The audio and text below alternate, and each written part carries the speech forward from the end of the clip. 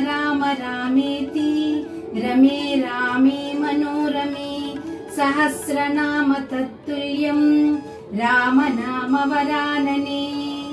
श्रीराम राम रामेति रमे रामे मनोरमे सहस्रनाम तत्तुल्यं राम नाम वरानने।